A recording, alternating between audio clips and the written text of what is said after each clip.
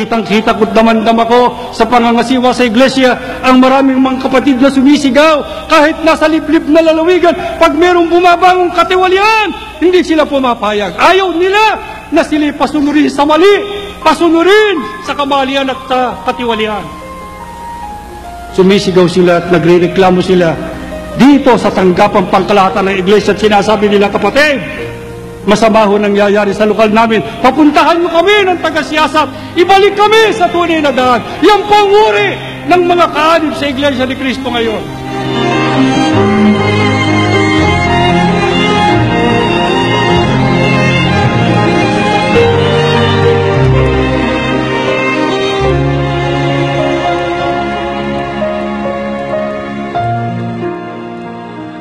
Isang manggagawa, siya pang nagtuturo ng katiwalian. Lalong masamang manggagawa ito. Wala ng sariling paninindigan, ay siya pang kasangkapan ng Diablo. Sino yung ganyang manggagawa? Maraming manggagawa natin, halos lahat. Ganyan.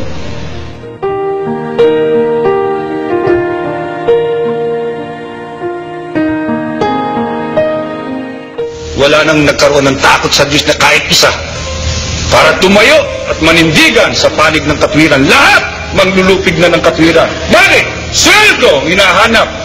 Yung tulong niya, yung bahay niya, yung kasaganaan niya, siguro ang tinatamasa niya.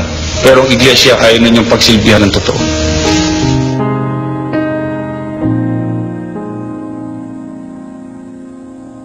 Pinigil ko. Hindi ko itinanong sino gumagawa niya. Bakit? Alam ko ang mga manggagawa sa Maynila, mawawala ng dangal pag nalaman ng lahat siya pala ay magnanakaw at tampalasa.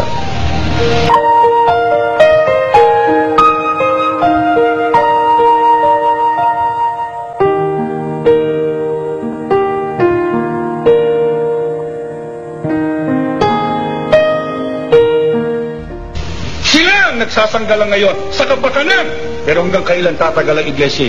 Inaaway ng mga manggagawa, binababag, minumura, nilalait. At pinipilit na kayo ang gumawa ng liko. Sa akin nakakita ng manggagawa. Sa halip na siyang magtindig, sa nakalugmok, yung nakatayo, ang ilulog mo.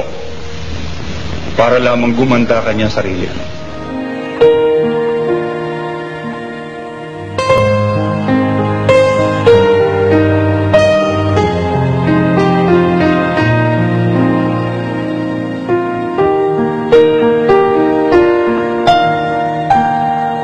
Yan ang manggagawa natin ngayon.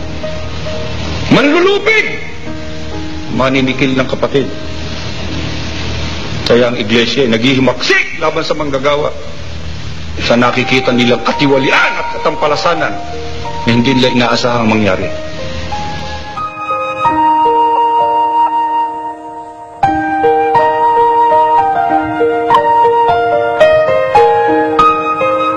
Sa ginagawa natin ngayon, sa ginagawa ng karamihan ng mga manggagawa, kundi man lahat, anong ehemplo ipakikita sa may tungkulin? Paano kung ngayon, paano natin, kukontrahin natin ang mga may tungkulin, magtapat kayo, sasabihin na may tungkulin, ikaw ang salbahe. Lumilikom ka ng abuli, wala namang pahintulot. Ikaw ang nagsabi sa amin na huwag na kami magsusumbong. Paano kami magtatapat ikaw ang gumagawa ng katiwalian? Paano tayo makakalikha ng mabubuting may tungkulin? Paano kung ganyan ang ating ipamumukha sa mga kapatid natin? Wala na kayong bibigyan.